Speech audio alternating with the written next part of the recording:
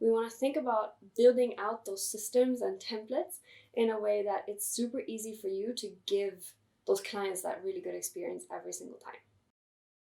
Hi creatives, and welcome back to Agency Academy. This is where we talk about how to build a business that works for you so you have more freedom to create and work on the things that you love. Today we're going to be talking about how to create a really good experience for your clients. And the reason I wanted to talk about it was because the main reason that I've been able to grow my own creative business is by people coming back for repeat projects, but also from them referring other people to our business. I think it's an overlooked part of your business because there's so much focus on getting new people to your website and social media, but we're not really thinking or putting as much energy into thinking about how our clients experience our process in the first place. And by giving them that really, really good experience in the first place, you're encouraging them to come back. They're wanting to talk about you with other people on their social media, giving referrals and giving really good testimonials that you can use as social proof on your website and social media as well. There's so many different levels of giving a good experience, and I think we often get wrapped up in producing the work. And so today I want to talk about how we can look at our process and start with the feeling that we want to create for our clients so that we can custom build that experience in a way that is easy for us to implement. So we don't want to have a process that takes us way too much time and we're losing all of our profits. We want to think about building out those systems and templates in a way that it's super easy for you to give those clients that really good experience every single time. As soon as there's any level of insecurity, that is when your client experience is going down. And so thinking about all those different interaction points can really help us give our clients like a really kind of like VIP experience, kind of like when you go to a fine dining restaurant. They really thought about everything. They thought about everything from the tablecloths to the lighting to the music in the background. Like, how are we creating that really custom experience for the exact emotion that you want to create? Another really good benefit of having this really clear client collaboration plan is that you will stay on track. You will also get a lot more time because clients will always know when to send you things on time. They will always know exactly how to give you feedback. And so it makes your life a lot easier as well. I don't know if you thought about this, but as humans, we tend to follow our gut if we don't have clear instructions on how to do something. And I think this goes for your clients as well. So if you're working on a project and your client isn't quite sure when you need feedback, they might think, okay, well, it's really good if they get feedback because it will be helpful to them. They'll send you feedback maybe in an email. And maybe for you, you would have preferred to have the feedback at a different stage, or you would have preferred to, let's say, have it in a different format. So instead of clients having to redo this or you having to take time to explain all this stuff, having a really clear process and making sure that your clients doesn't have to wonder what's going on, it really makes it much easier for all of you. So the first thing we want to do is to think about the feelings that we want our clients to have. And a couple common ones might be they might want to feel reassured, they might want to feel like they really trust you, they respect your creative process, and that you have a sense of collaboration. But this can obviously be really different. For some designers, you might really like to have that independence, that you meet with your client and then you have free creative reins and then you show concepts after a while. In some cases, you might want to be a lot more collaborative. So maybe you want to create a mood board together with your client. So maybe you give them some homework, for example. They create a Pinterest board with things that inspire them or they feel is on brand. And then you create your own and you look at them together. So this really comes down to how you like to work as a creative and what works for your own creative process. So I want you to think about the type of environment that you want to create together with your client. And maybe write down something like 3 to 10 words that you feel are really indicative of the type of experience and the mood and feelings that you want to create with your client. And you can do it both for yourself and for your client. So maybe you want to feel like you're in control, like you're at ease about everything that's happening, like you're organized. And maybe your client wants to feel like you're taking care of their responsibility. Maybe they want to feel super involved. Whatever it is, think about it from both your perspective and your client's perspective. And what is that mood and that feeling and collaborative or non-collaborative environment that you want to create? if it feels a little bit abstract, I suggest having a look at the way that your creative process works right now. What type of interactions do you have? And does it feel chaotic and you want it to be more organized? Or does it feel like, it's too slow and you want it to be a little bit more on point and organized and going forward? Or maybe you feel like you would like some more collaboration or you would like some more independence. We really tend to remember those times when there were friction. And so when was a client not happy about something? When were you super frustrated about the way that the collaboration was happening? And if you start there, that is a very clear emotive memory. So think about that to start with and try to think about what didn't work. Was it communication? Was it expectations? And that is a good place to start for us to then improve that process and the feeling. Next up, we're going to get quite practical and we're going to have a look at our full creative process and see opportunities for ways to improve it. So your creative process might look something like this. You might have a timeline with different steps on it, and then you put the different tasks that you need to do.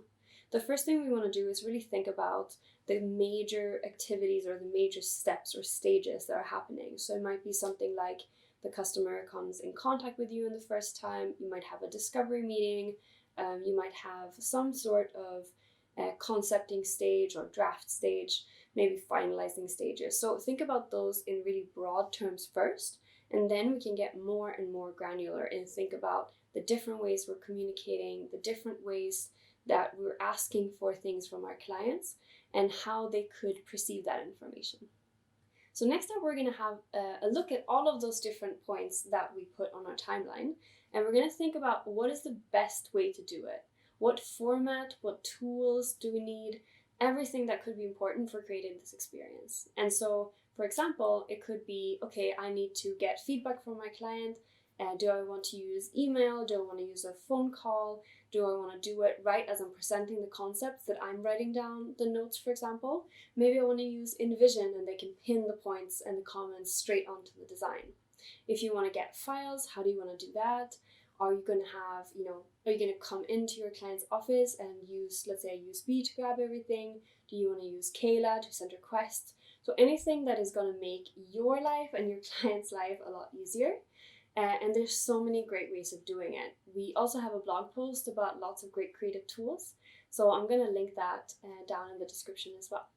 I think it's always a good idea to think about the tools that you're using and your process as having one project management setup and then having a second set of tools and tricks and strategies for things that you need in addition to that. So you could use a project management setup like Basecamp, Trello, Asana, a kind of big picture program where you can show your clients all the different stages of the process. You can communicate, you have some sort of chat system that's there. There's a track record of everything that's going on. You can link to other things. I think having some sort of project management setup is always one really important part. But then you have the second batch of tools and processes for things that are a lot more specific. So because the project management tool is giving you a good overview, when you need something that has a very specific need to your business, or you want something to be really, really easy for your clients, that's when we can bring in those extra tools. So this might feel like it's going to take up a lot of time and just a lot of energy keeping track of everything.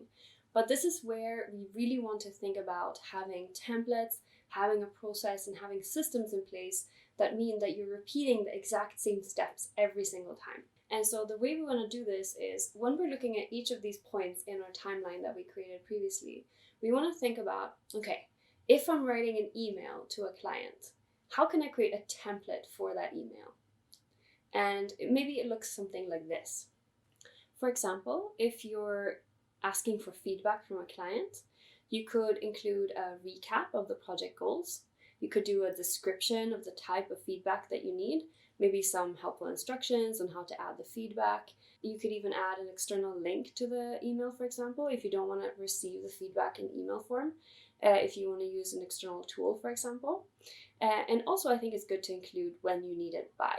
So that could be one example of an email script that you use for asking for feedback from your clients. That way you make sure that you get everything you need. You don't have to keep remembering each time what to put in the email. You can just grab this from a folder where you have it on your laptop, or you can save it as a template in your email client, and then you will get everything that you need, but you don't have to remember it each time. In the exact same ways, we can create templates for proposals, for pitch decks, for everything that we're creating over and over and over again. And it's just a way to make sure that your life is a lot easier, but you still can put time and effort into creating a really, really great design for each of those items, because you're only really effectively creating it once.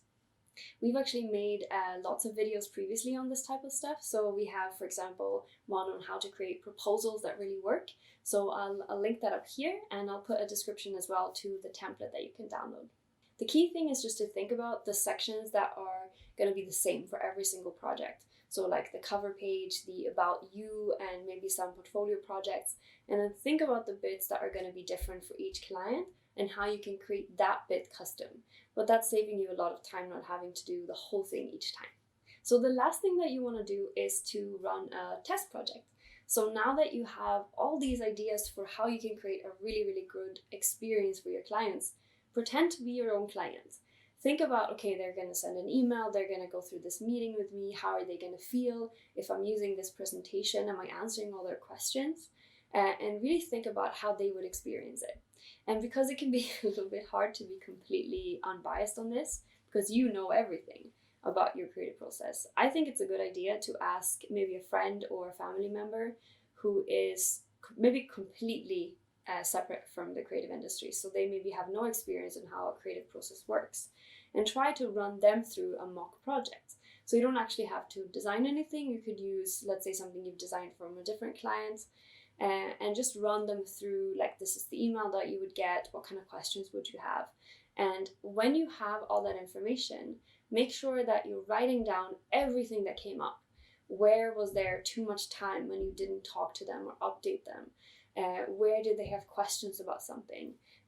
Where could you improve your presentation, or where could you maybe give more information or use a better tool? I hope you found this video helpful, and that it can create some more consistency and reliability in your business, and that you have like an action list now that you can use, so that anytime that you feel like you want to work on your business and you want to grab something quick to do that will make your business a little bit better, you have a clear way of doing that and you know what to work on. If you want more content like this, make sure that you like the video, subscribe, and hit that notification bell. And hit that notification bell so that you get notified every time that we upload a new video. I would also love to hear your thoughts about your creative process and how you work with your clients. Is it something that you love? Is it super collaborative? Do you prefer to work more alone and then show your work to your clients? It's so individual, so I would love to hear that in the comments. Good luck with your projects, and see you next time.